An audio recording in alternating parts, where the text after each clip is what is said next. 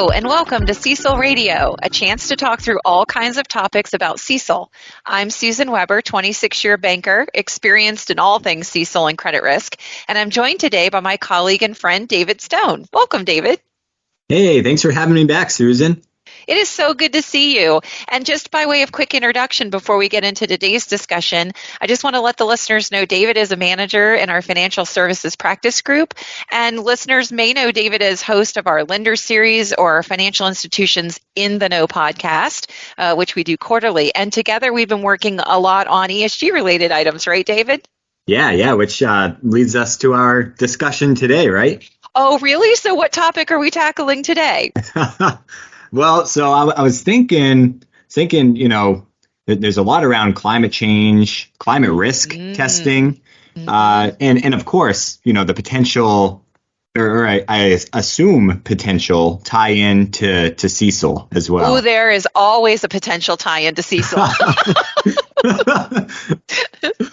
That is a great topic. So maybe you could just set the stage for us then. Yeah. So the regulators, they're aligned at this point. Climate is on all of their supervisory agendas. And in January, the Federal Reserve launched the climate scenario analysis test with the 6 largest U.S. banks. So it's front and center, and they're taking action. Yes, we're definitely seeing the start of environmental stress testing of loan portfolios making their way into the industry. And I think, a lot will hopefully be learned and come from that. Yeah, and I do want to mention, so in regards to these climate scenario analysis tests, this is, I like to call it's really an exercise of exploration. And what I mean by that is that these largest banks, they're going to perform these tests, but it's really a kind of a fact gathering exercise. There's no regulatory consequences on capital. It's really just saying, okay, hypothetically speaking, if certain climate scenarios play out, what could be the impact on your institution? And of course, if it does play out, then there are capital consequences. But that's more forward looking at this point. So no immediate regulatory consequences for those banks to, add buffers or anything like that, just exploratory for the purposes of these tests. Exactly. Yep, exactly. Well, it's a really great point that you brought up, David, but, I guess what I would say is, while these might be hypothetical situations, they're hypothetical situations that are really based on scenarios that we've seen play out in real life, right? We've definitely been seeing the impacts of large weather events. They seem to happen more frequently and have more impact potentially. We've seen that play up and down, the coast, our beloved coast, for the last several years. And we've seen, we've just heard all kinds of stories about those impacts, both in terms of just human life, but also in terms of bank portfolios. And so, hurricanes, massive flooding, all that kind of stuff. So, and I would say that I am aware of at least one analytical study that has started to look at farming in the Midwest, right? Yeah, that has indicated that droughts take on almost an economic recession-like pattern, for banks. Interesting. I hadn't heard that, but that's an interesting study. And I guess it seems that the evidence is really mounting that climate risk it's becoming more prominent, and thus I would say may need to be considered more so than it has been previously in managing credit risk. Well, I think for sure, and with ties, in my opinion, as you were mentioning before, to CECL, right, in the future. At the very least, the potential to tie environmental risk supported by some data to a qualitative adjustment, right? It's part of the 9 framework that comes out of the regulatory guidance for adjusting on a qualitative basis, those conditions. Sure. Yeah, I would say that progression makes sense. And knowing we're early in this process with, the Fed's testing just starting and really no definitive supervisory guidance yet, what should banks be doing now? Is there anything managers could be doing? And I guess to take a step further, what data should banks be looking at to tie those environmental risks to their portfolios? Well, that is one powerful set of questions, David. Tune in next time for the answers. No, I'm just kidding. All joking aside, I would say that there are a few things that I might recommend people really wanting to be proactive and thinking about this really start doing now. The first thing is stay informed, right? Follow what's happening. Follow what's happening with the 6-bank climate scenario test. At some point, I would hope and expect to see a summary of what was learned. Sure. And I think the second thing is start thinking about the kinds of climate events that have in the past or could in the future affect your portfolio.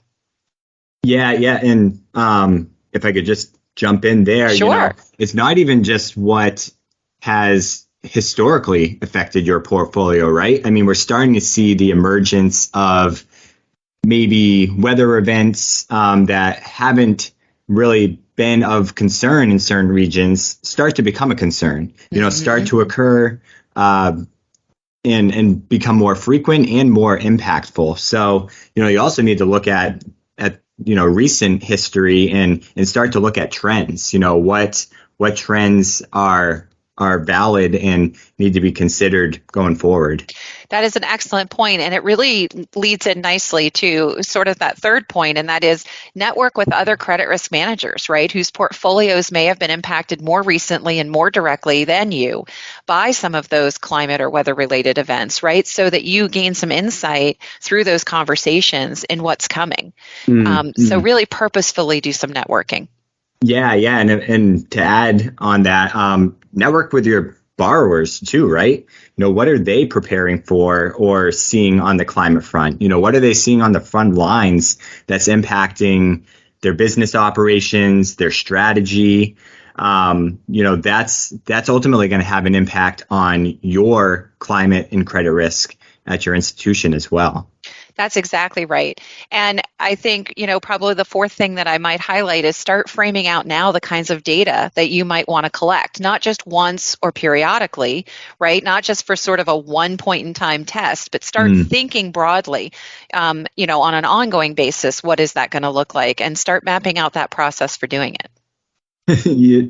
Susan, that point sounds really familiar about some CECL advice that you've been, should I say, preaching on CECL Radio since day one, right? What data is relevant? How are you going to get it? And then how are you going to track it going forward, right? Kind of the same conversation, just with a different flavor.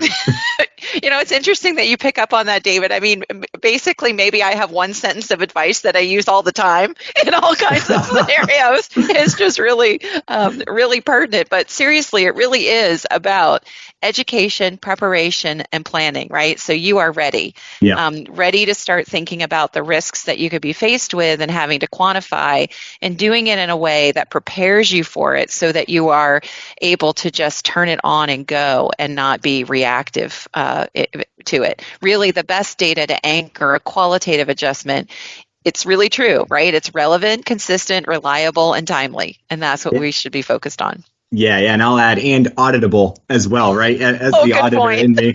I gotta add that in. Yes, yeah, absolutely. I'd be disappointed if you didn't, David. That's perfect.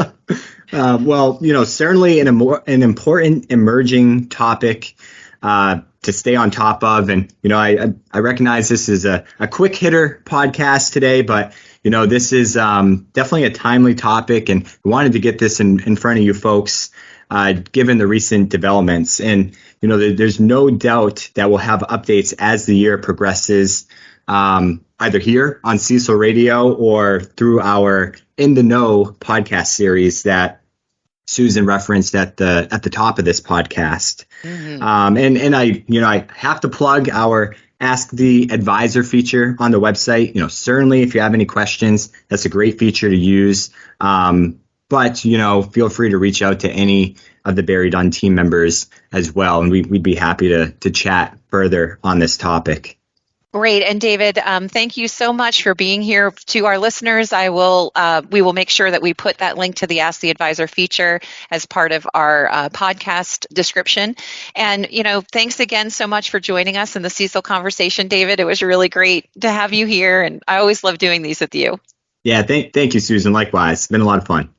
And thanks to our listeners for tuning in. No matter if you're new to CECL or adopted years ago, we're here to help you validate and refine all aspects of your model, methodology, model risk management practices, and Q factors. Hope you'll join us next time here on CECL Radio.